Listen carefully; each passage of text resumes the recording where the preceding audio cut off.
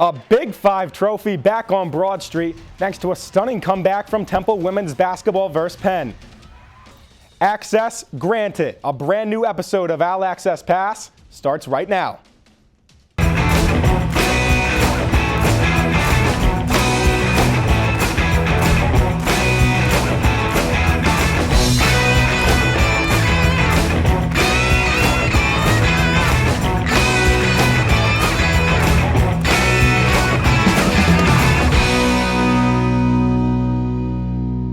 Hello everybody, I'm Sean McGeehan. Welcome inside TV Studio 3 for another episode of OwlAccess Pass. Today, we'll talk preseason awards for lacrosse.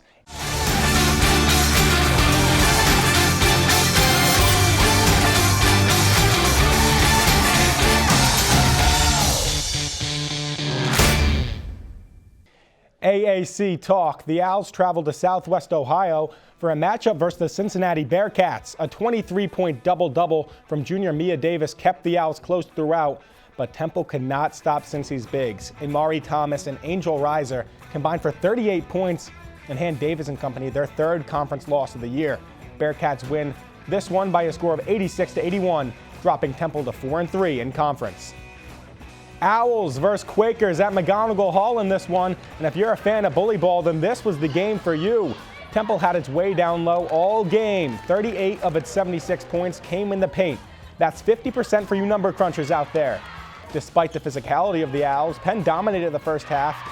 In fact, the Quakers led by 11 at halftime thanks to its sharp shooting from beyond the arc, but it wasn't quite as sharp as Temple's. The Owls shot nearly 40% from three-point range on the night and outscored the Quakers 29-12 in the fourth. All of this adds up to a 76-72 comeback win for the Owls and a share of the Big Five trophy. The Owls will share that Big Five title with Villanova. Both teams finished with 3-1 records in the city, but Villanova is a team Temple beat earlier this season at McGonigal Hall, so if you ask me, the first tiebreaker should be head-to-head, and the Owls should be champions, but hey, I don't get to make the rules. Temple's lone Big Five loss this season came at the hands of the St. Joe's Hawks, which was the Hawks' only Big Five win all year.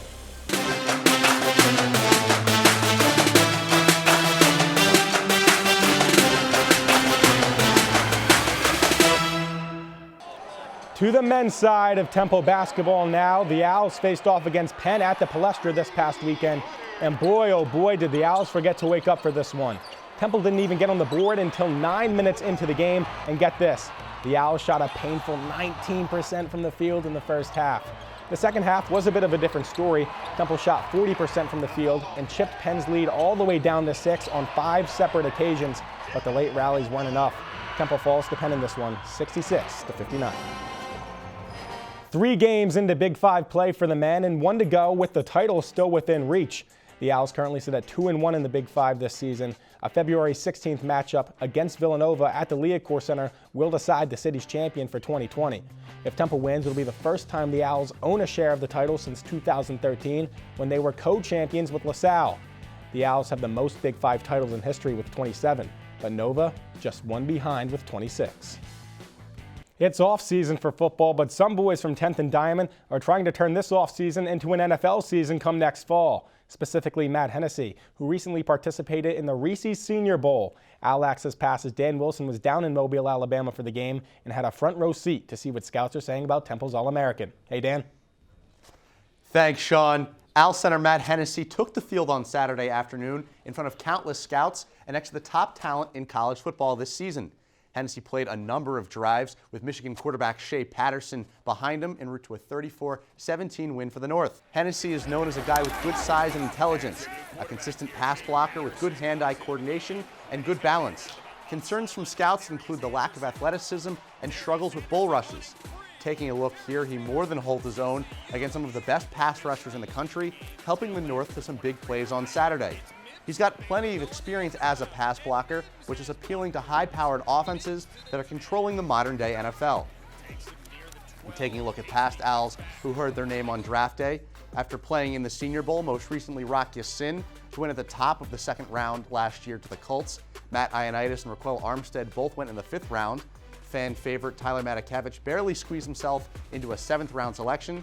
It was Tavon Young who was selected at the beginning of day 3 back in 2016. And the highest selection of all, Hassan Reddick, going to the Arizona Cardinals with the 13th overall pick when the draft was in Philly in 2017.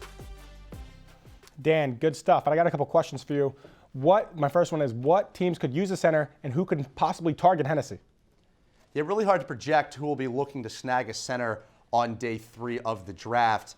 But with teams like the Dolphins and the Cardinals who have weak offensive lines and older centers, maybe a team like that, especially when you're dealing with guys in the middle and at the back end of the draft, it won't be teams filling needs as much as teams looking to find good overall value. All right, Dan, my next question is, we've seen some guys go really early for Temple. You heard Hassan Reddick, but you're saying day 3 for this year for Hennessy. Can we expect anything earlier, or are we thinking day 3? Yeah, the consensus appears to be day 3, back end of day 2 at the earliest. There's about 9 to 10 Power 5 centers who are rated pretty highly in this draft class, getting notoriety as well. Not sure how much the Senior Bowl had to do with this. If anything, it should help them out getting that extra exposure on a national stage. All right, Dan, thanks so much for the time. Like we said last week, the NFL draft is not the only thing pulling Owls off of Broad Street. It's also the NCAA transfer portal. The Owls had already seen 2 athletes switch programs, and it just got its 3rd. Quarterback Todd Centeio announced on Twitter he's headed out west to Colorado State University to play for former Temple head coach Steve Addazio in his inaugural season with the Rams. Colorado State finished just 4-8 last year, so maybe Toddy touchdowns can provide them a nice spark. Let's stick on the turf, but switch the sport. Temple lacrosse has been in the news lately thanks to the American Athletic Conference preseason awards list. 4 Owls in all have been recognized with preseason all-conference honors. Maddie Giebert, Karen Akrasius, Bridget Whitaker, and goalkeeper Marion Lowell all got the preseason nod from the AAC. Giebert's 40 goals led the team last year and was good for 4th in the entire conference, while Lowell's 384 career saves gives her the spot for 7th most in Temple program history. Last season, the Owls finished a mere 6-11 overall, so the team will be looking to its preseason award winners and hopes to improve in 2020. The opener is coming up real soon, 1 week from Saturday, February 8th at home versus George Washington. Back to Philadelphia basketball for a moment and the tragic news of the death of basketball legend Kobe Bryant, his daughter Gianna, and 7 others. Kobe was a Philadelphia native and Lower Merion High School product. His death came as a shock after his helicopter crashed into a mountain around Calabasas. He was an inspiration to many around the world, including former opponent and current Temple head basketball coach Aaron McKee. It was being out on the floor and you come and you stand next to him. Hey, Kobe, yeah, what's happening, man? How you doing? How's the family, man? How's your mom? How's your dad? And how's your sisters? And he would do this. And keep playing. After the game, he'd come up to you. Hey, man, my dad is good, my mom is good, my sisters, and it was just like, wow, you could have said that during the game, but it was his mental focus and how he was just so locked in to the game and just wanting to win. Everything mattered to him, and he never cheated the game of basketball, never. Kobe Bryant was 41 years old. He is survived by his wife Vanessa, their daughters Natalia, Bianca, and Capri, and his parents Joe and Pam. Our thoughts and prayers go out to the Bryant family, as well as all the families affected by this tragedy. That's all for this episode of OwlAccess Pass. We'll see you soon.